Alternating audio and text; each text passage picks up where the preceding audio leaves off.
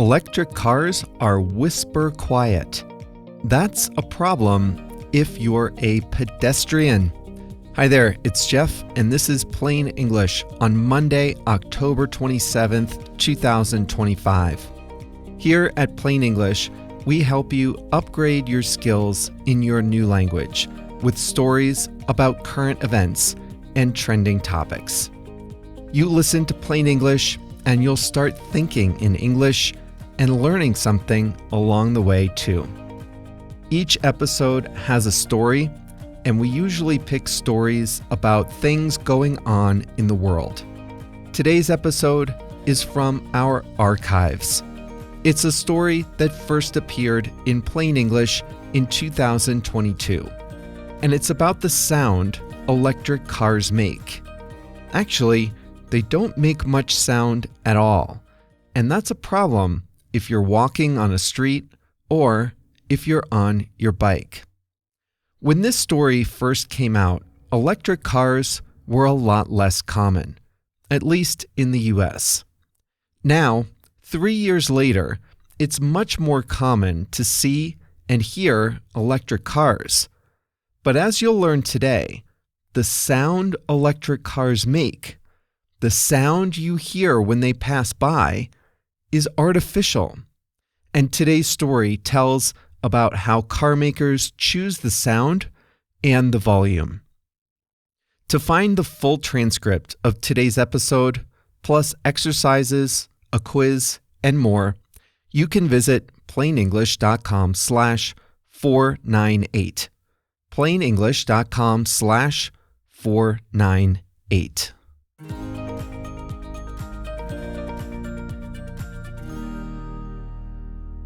You probably don't know the name Ed Peterson. He's not a famous musician, but the sound he created would be recognized on any city street in the world. That's because he invented the backup alarm that big trucks use when they go in reverse. In the 1960s, Ed sold automotive parts to operators of big trucks on construction sites. The story goes like this.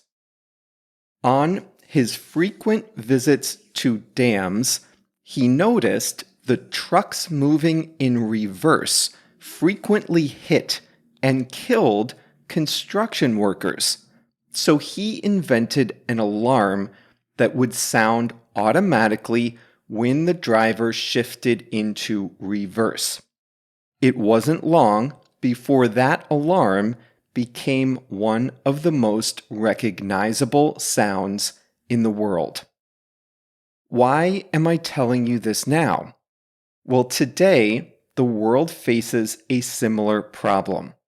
Electric vehicles promise to improve safety and reduce harmful carbon dioxide emissions. As you heard in lesson 435, they are also eerily quiet, and that's a problem for pedestrians and cyclists.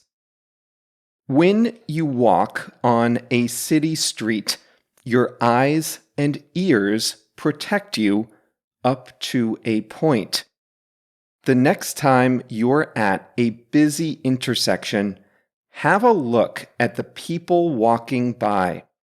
Count the number who are looking at a smartphone. See how many truly pay attention as they cross a busy street. Those of us, and yes, I include myself, those of us who look at our phones on the street, we're handicapping ourselves. When we do that, we rely even more on our ears to alert us to danger. Whether we're distracted or not, the sound of an oncoming car warns us of the danger. If you're walking on a street without a sidewalk, you can hear the car from behind. If you're approaching an alley, you can hear a car moving into the street. If you're about to cross, you can hear the cars on your left and right. You can also tell if a car is moving faster than normal, and you can get out of the way. This all protects us from dangers we cannot see. But that's not all. Even when we're looking directly at an oncoming car, our ears help us out. The sound a car makes helps us determine how close it really is, and, crucially, the sound also helps us calculate how fast the car is moving. Our brains process it subconsciously, but this information is all crucial to keeping us safe on busy streets. But if cars don't make any sound, then we're in trouble. Since the early days of the automobile age, governments have told car makers to configure their vehicles to make less noise. Now, they're telling them to make more noise. The US, EU, UK, Japan, and China all now have regulations mandating that electric vehicles make noise with external speakers.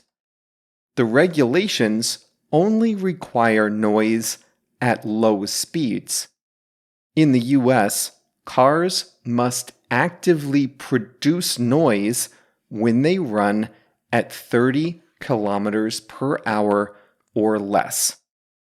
At higher speeds, tire noise and wind displacement combine with other sounds to make enough noise, regulators say. Interestingly, the rules don't specify what noise the cars must make. The rules typically specify an acceptable range of frequency and decibel levels, but they leave it up to the car makers to determine the exact sound. The only rule is that all cars of the same make and model must produce the same sound. An individual driver can't, for example, choose the sound that his or her car makes. So just as every car model has a distinct look, in the electric age, every model will have a distinct sound. This is leading to a whole new function in car making, the sound designer. At GM, for example, engineers are programming different sounds for different models. The Hummer, a big, muscular vehicle, will sound throaty. A Cadillac will sound more elegant.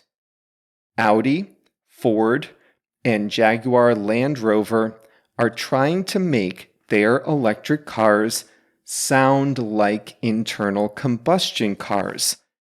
The electric Mustang, for example, will sound much like its gasoline-powered predecessor.